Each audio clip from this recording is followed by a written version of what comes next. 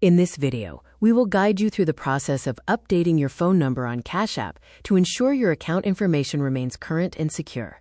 Today, we will cover why keeping your contact information accurate is essential, the step-by-step process for updating your phone number, how to verify it, and key security tips for your account.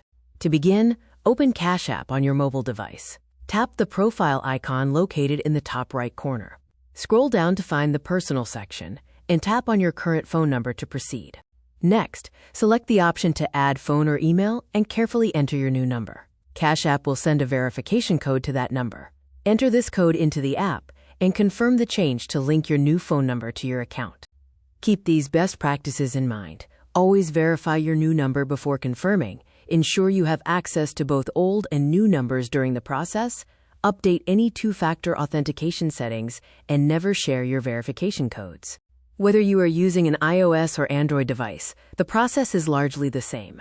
Just ensure your operating system is up to date and that you can access your profile settings through the standard icon in the top right corner.